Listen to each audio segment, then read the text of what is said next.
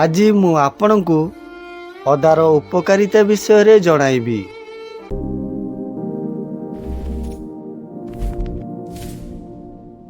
ଅଦା ଶରୀର ପାଇଁ ବେଶ ଉପଯୋଗୀ ଅଟେ।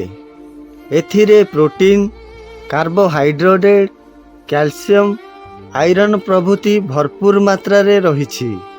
ସେଇଥିପାଇଁ ଅଦା ଖାଇବା ଦ୍ୱାରା ଶରୀର ସୁସ୍ଥ ରହିଥାଏ। ଅଦା ରସ ପିଇବା ଦ୍ୱାରା ଜ୍ୱର, ଥଣ୍ଡା, କାଶ ଓ କଫ ଭଳି ରୋଗର ସମସ୍ୟା ଦୂର ହୋଇଥାଏ। ହାଡ଼ ପୋଡ଼ିବା, କ୍ୟାନ୍ସର, ମେଦହ୍ରାସ, ରକ୍ତଚାପ ନିୟନ୍ତ୍ରଣ, ମୁଣ୍ଡବିନ୍ଧା ଓ ଚର୍ବି ହ୍ରାସ କରିବାରେ ବେଶ ସହାୟକ ହୋଇଥାଏ ଅଦା। ଆସନ୍ତୁ ଜାଣିବା ଅଦାର ଔଷଧୀୟ ଗୁଣ ବିଷୟରେ। ବାନ୍ତି ସମସ୍ୟାକୁ ଦୂର କରିଥାଏ ଅଦା। ଯଦି ଆପଣଙ୍କୁ ବାରମ୍ବାର ବାନ୍ତି ଲାଗୁଛି, 2 ଚାମଚ ଅଦା ରସ ସହିତ 1 ଚାମଚ ଲେମ୍ବୁ ରସକୁ ମିଶ୍ରଣ କରି ପ୍ରତି 2 ଘଣ୍ଟାରେ ଥରେ ପିଅନ୍ତୁ। ଦେଖିବେ ଅଳ୍ପ ସମୟରେ ଆପଣଙ୍କୁ ବାନ୍ତି ସମସ୍ୟାରୁ ମୁକ୍ତି ମିଳିବ। ଅଦାରେ ଆଣ୍ଟି ଇନଫ୍ଲାମେଣ୍ଟ ଗୁଣ ରହିଥାଏ।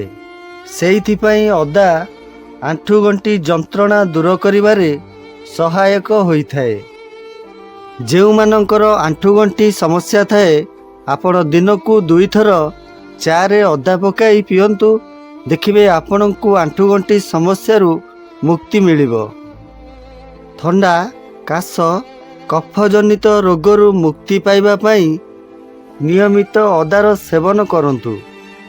ଏହା ଶରୀରକୁ ଗରମ କରିବାରେ ସହାୟକ ହୋଇଥାଏ। ଅଦା କୋଲେଷ୍ଟରଲ୍ ସ୍ତରକୁ କମାଇବାକୁ ମଧ୍ୟ ସାହାଯ୍ୟ କରିଥାଏ।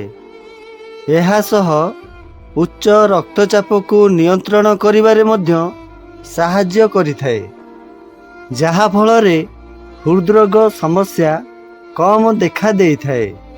ଗ୍ୟାସ୍, ଏସିଡିଟି ଓ ପେଟ ଫୁଲିବା ରୋଗ ପାଇଁ ଅଦା ବେଶ ଉପଯୋଗୀ। ଯେଉଁମାନଙ୍କର ପେଟ ସମସ୍ୟା ଭଳି ରୋଗ ରହିଛି, ସେମାନେ ନିୟମିତ ଅଦା ଖାଇବା ଭଲ।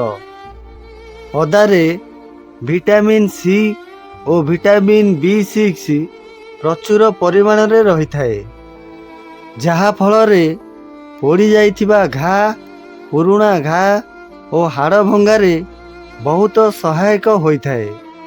କ୍ୟାନ୍ସର ଭଳି ରୋଗକୁ ନିୟନ୍ତ୍ରଣ କରିବାରେ ସହାୟକ ହୋଇଥାଏ ଅଦା। ଅଦାକୁ ନିୟମିତ ବ୍ୟବହାର କଲେ ଓଭାରିଆନ୍ କ୍ୟାନ୍ସର ମଧ୍ୟ ଭଲ ହୋଇଯାଇଥାଏ। ଅଦାରୁ ରସ ବାହାର କରି ଅଳ୍ପ ଉଷୁମ ପାଣିରେ ନିୟମିତ ସେବନ କଲେ ମୋଟାପା ବା ମେଦବହୁଳତା ରୋଗରୁ ମୁକ୍ତି ମିଳିଥାଏ। ଗରମ ପାଣିରେ ଅଦା ରସ ମିଶାଇ ପିଇଲେ ମୁଣ୍ଡବିନ୍ଧା ରୋଗରୁ ମୁକ୍ତି ମିଳିଥାଏ। ଯଦି କାଶ ହେଉଥାଏ, ଖଣ୍ଡେ ଅଦା ପାଟିରେ ଜାକିଲେ କାଶ ଭଲ ହୋଇଯାଏ। ଆଳସ୍ୟପଣରୁ ମୁକ୍ତି ପାଇଁ ଅଦା ରସ ବେଶ ଉପଯୋଗୀ ଅଟେ। ଏହା ହିଁ ଥିଲା ଅଦା ଓ ଅଦା ରସର ଔଷଧୀୟ ଗୁଣ।